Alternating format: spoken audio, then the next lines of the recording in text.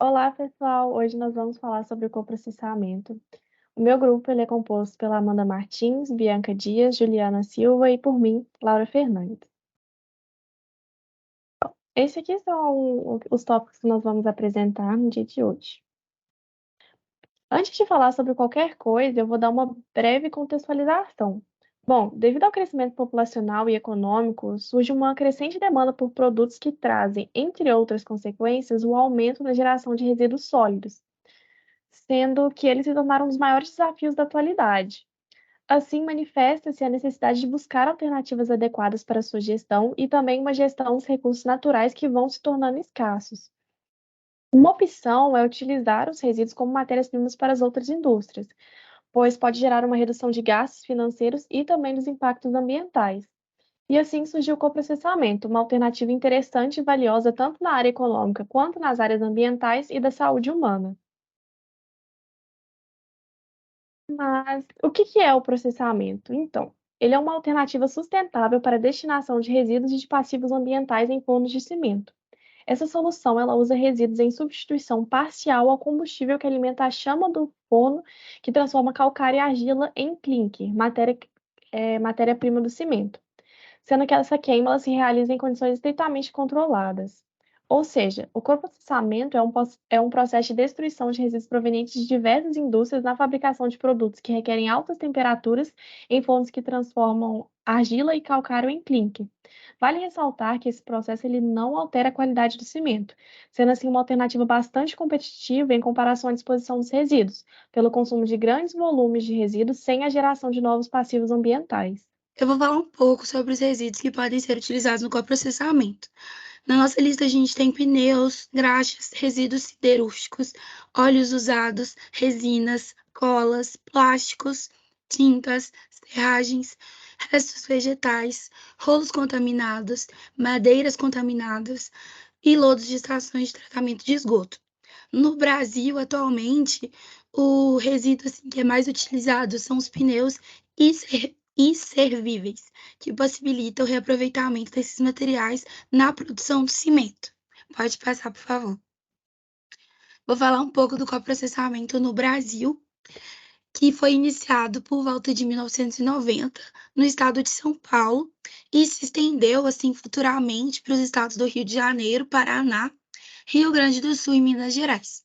Segundo a Associação Brasileira de Cimento Portland, em 2014, no Brasil, das 60 plantas integradas que possuíam fornos rotativos para a produção de clinker, 37 estavam licenciadas para o coprocessamento, ou seja, 62% do parque industrial brasileiro para a produção de cimento da época. Desse total, a região Sudeste possui maior número de plantas licenciadas, representando 33% das fábricas consideradas adequadas para as práticas dessa atividade. Então, assim, as plantas possuem uma capacidade potencial de destruição de 2,5 milhões de toneladas de resíduos com diversas composições. E a utilização desses resíduos como combustíveis alternativos já representa uma substituição de 15% de combustíveis fósseis não renováveis. Os resíduos de coprocessados no ano de 2014 reapresentaram a eliminação de um passivo ambiental de 1,12 milhões de toneladas. Em resumo, né, os resíduos coprocessados, como os substitutos de matérias-primas, representam 20%, ou seja, aproximadamente 231 mil toneladas. E aqueles que são utilizados como potenciais energéticos correspondem a 80%, aproximadamente 891 mil toneladas, do total desses resíduos coprocessados. Como eu já tinha mencionado, no Brasil, o resíduo que a gente mais utiliza são os pneus inservíveis, né? Então, assim, em 2014, esses pneus constituíram 24% do total de resíduos coprocessados, e isso é aproximadamente 265.500 toneladas. E para o meio ambiente, esse valor equivale a 53 milhões de pneus de automóveis inservíveis retirados do ambiente. Então, dessa maneira, O coprocessamento ele se torna uma opção que possibilita o descarte de um grande volume de pneus e servíveis, tanto inteiros quanto picados. Um único forno com capacidade de produção de 1.000 toneladas por dia de clinker pode consumir até 5.000 pneus por dia, de forma segura e eficiente. Pode passar o slide, por favor. Então, eu trouxe essa imagem aqui para mostrar que foi retirada da associação mesmo, para mostrar a porcentagem de resíduos que eram gerados. Então, a gente tem 37% de resíduos com potencial energético, 20% de matéria-prima alternativa, 24% dos pneus irreversíveis e 19% de biomassa. E à direita a gente tem uma planilha, né, com a evolução do coprocessamento dos pneus. Então, você pode ver que desde 2005 até 2014 teve um aumento considerável. Pode passar, por favor. Agora eu vou falar um pouco, né, da legislação que foi surgindo, né, com a necessidade, porque com o aumento dessa procura, dessa alternativa de destinação dos resíduos, surgiu a necessidade da criação de uma legislação brasileira, tanto no âmbito federal como estadual, para poder regulamentar um pouco mais sobre como é que vai funcionar essa coleta. Então, assim, das regulamentações que foram criadas para atender essa definição de procedimentos, critérios e aspectos técnicos e específicos de licenciamento ambiental para o coprocessamento de resíduos e fornos e para posterior fabricação de cimento. Então, assim, a gente teve inicialmente a resolução do CONAMA 264 de 99 e após essa resolução a gente teve a CONAMA 316/2 com a atividade do coprocessamento, e a partir daí a gente começou a ter como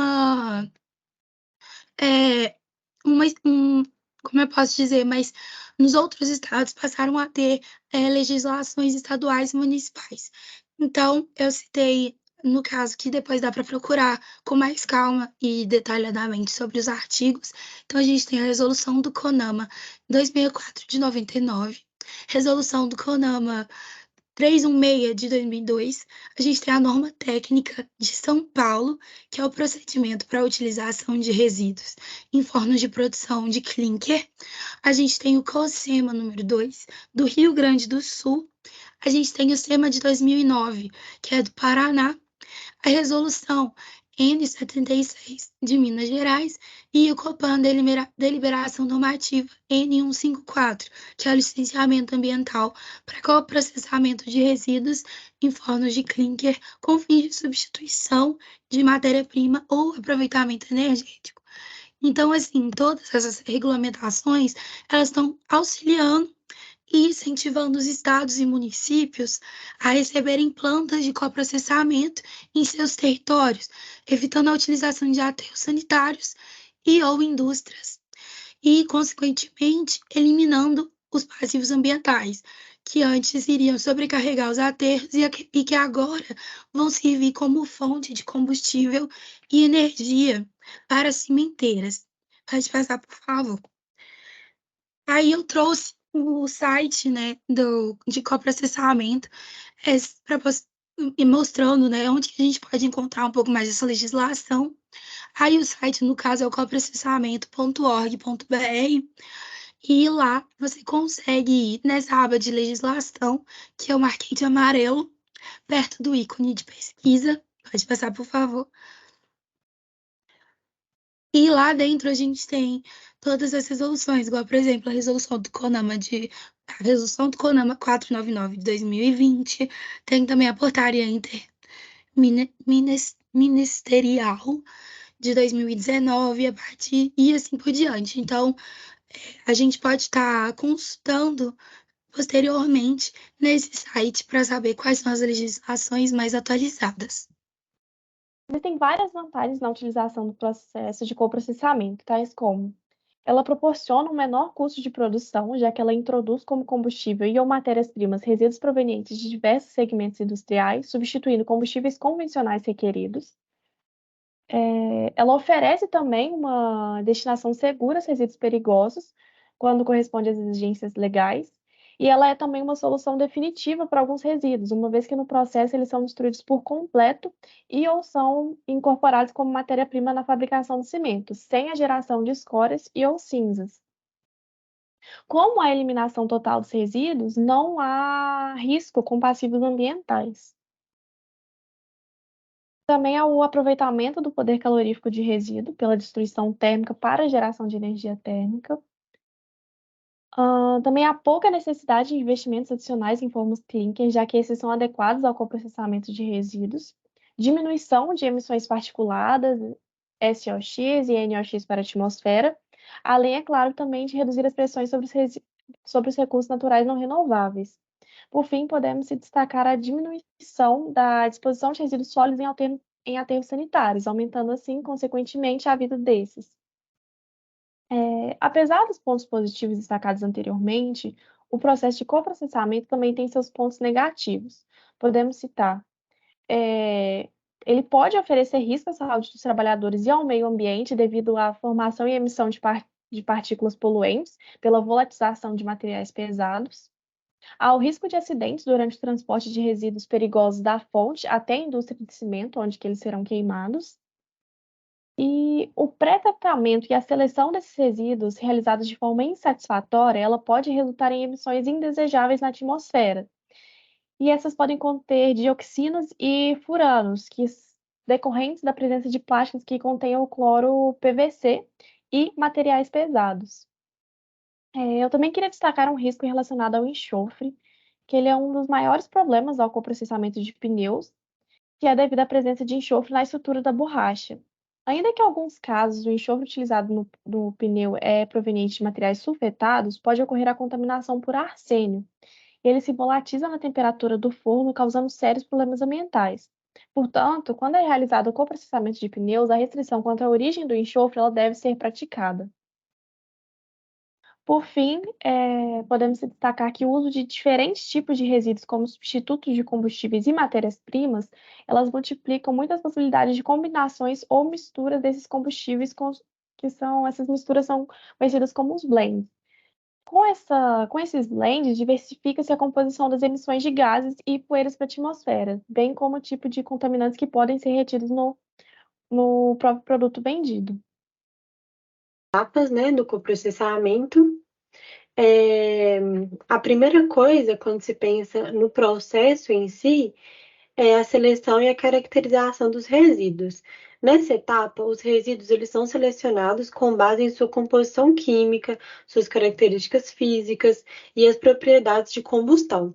É muito importante garantir que esses resíduos eles sejam adequados para serem coprocessados em fornos de cimenteiras, levando em consideração aspectos como teor de umidade, poder calorífico, a presença de substâncias tóxicas e entre outros parâmetros extremamente importantes. Logo após, né, essa seleção, a gente vai para a preparação desses resíduos. Eles são selecionados, passam por um processo de preparação, como dito anteriormente, que pode incluir a trituração, a moagem ou a secagem, dependendo das características do material. É sempre muito importante observar as características daquele material que você quer coprocessar. Nessa etapa ela tem como, né, objetivo otimizar as propriedades de combustão e facilitar o manuseio e alimentação dos resíduos no forno.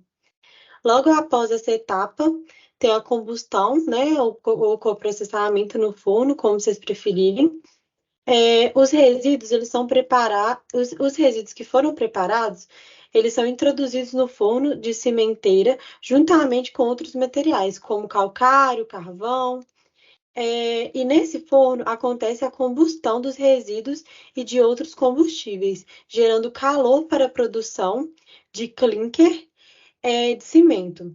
A alta temperatura do forno, geralmente acima de 1.400 graus Celsius, assegura a destruição das substâncias tóxicas presentes nos resíduos e a incorporação dos elementos minerais na matriz do clinker.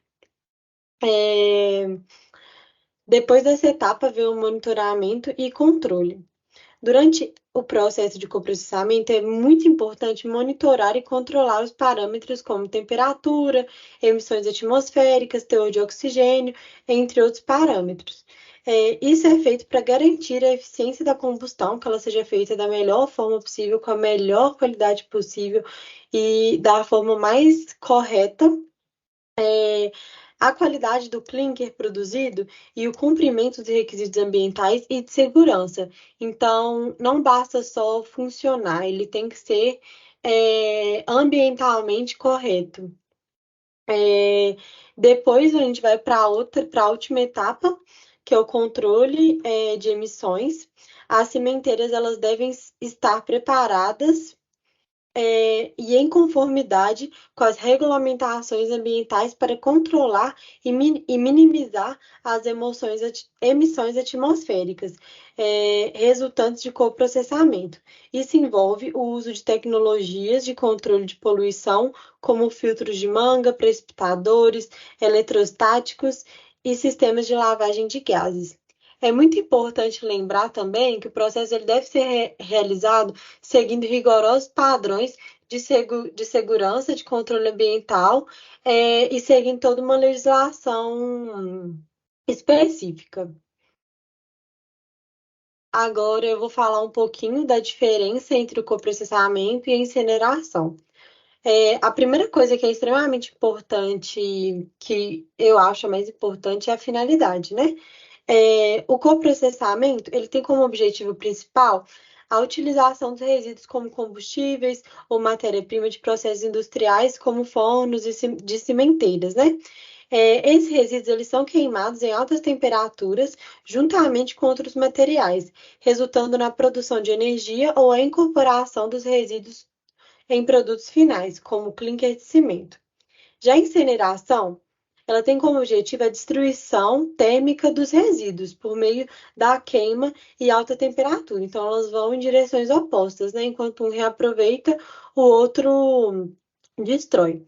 O foco principal, né, da incineração é reduzir o volume e o potencial de poluição dos resíduos, com ênfase na eliminação de substâncias tóxicas e perigosas. A energia gerada durante a incineração, ela pode ser aproveitada, mas ele não é o objetivo principal. Então, acontece, né, só caso tiver como, mas não é uma regra. A segunda é o processo. No coprocessamento, ocorre em um ambiente controlado, como fornos de cimenteiras, onde os resíduos eles são introduzidos juntamente com outros materiais, como calcário e carvão. A queima dos resíduos ela acontece em altas temperaturas, né? Como falado anteriormente. É, Geralmente acima de 1.400 graus Celsius, e os resíduos eles são incorporados na matriz do produto final, como o clique de cimento.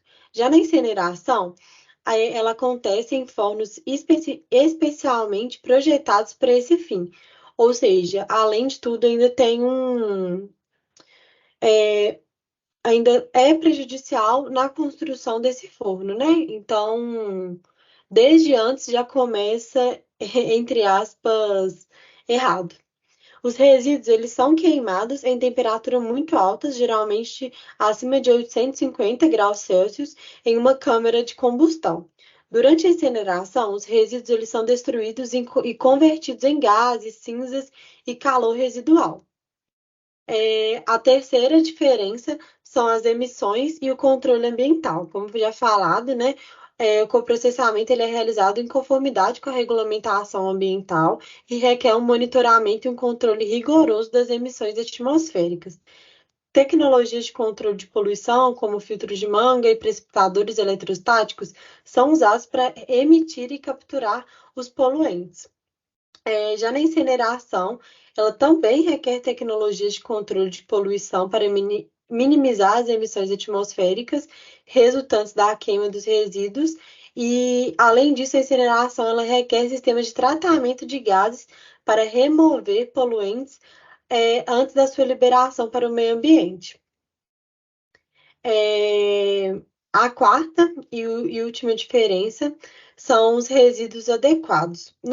No coprocessamento, nem todos os tipos de resíduos são adequados para coprocessar, né, em fornos de cimenteiras. A seleção e caracterização dos resíduos são fundamentais para garantir que sejam compatíveis com o processo e não causem impactos negativos no produto final.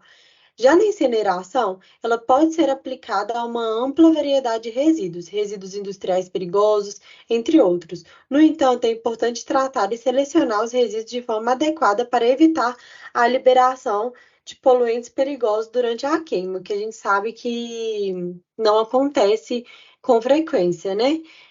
Então, é muito importante ter bem na cabeça essas diferenças para a gente saber qual melhor usar quando a gente for decidir alguma coisa em algum projeto que a gente vai participar, ou levar em consideração isso para pensar não só no hoje, mas pensar daqui 30 anos, controlar as emissões. Isso tudo está sendo muito falado e vai virar tendência e vai virar lei. Então, como já na Europa já é lei e tudo mais, então eu acredito muito que é extremamente importante levar em consideração para quando a gente for participar de projetos, enfim. E foi isso a minha parte, gente. Muito obrigada. As meninas vão dar Devido aos fatos apresentados no cenário, a gente pode concluir que coprocessamento é a melhor alternativa para o descarte de resíduos. Isso porque, apesar de ter suas desvantagens, como a volatilização de metais pesados, emissão de partículas poluentes e exposição dos trabalhadores aos elementos poluentes presentes nos resíduos, o coprocessamento ele tem muito mais vantagens do que desvantagens. Portanto, ele se torna a alternativa mais viável. Isso porque as suas vantagens estão entre elas o beneficiamento ao meio ambiente, porque ele não é tão prejudicial. Isso porque ele diminui os riscos de passíveis ambientais, diminui o volume de resíduos enviados ao aterro sanitário, uma prática da qual contamina o ambiente e o local próximo do aterro sanitário, elimina totalmente ou reaproveita todos os resíduos do coprocessamento, então não restará nenhum resíduo para mandar para local algum. Ele também é uma destinação segura para todos os resíduos perigosos, então ele vai reaproveitar ou eliminar totalmente os resíduos perigosos, de modo que não vai ficar exposto e não vai expor os moradores nem pessoas de locais próximos a isso, como poderia acontecer no aterro sanitário. Logo, com tudo isso que a gente sabe que o coprocessamento é a melhor alternativa para o descarte de resíduos. Isso porque o meio ambiente, por mais que ele tenha emissão de partículas poluentes ao meio ambiente, é muito menos impacto do que, por exemplo, o aterro sanitário, do qual ele vai contaminar o solo, o ambiente, locais próximos. Se entrar em contato com a água, ele contamina a água. E é um local que fica muito exposto, então ele expõe as pessoas além dos fatores. O coprocessamento não. Ele tem sim uma exposição de funcionários, mas que é possível evitar com a utilização correta de EPIs. E ele inibe totalmente a contaminação do solo. Acontece no aterro sanitário. Ele não vai deixar agentes poluentes passivos, aqueles dos quais vão ficar durante anos e anos e anos poluindo o meio ambiente.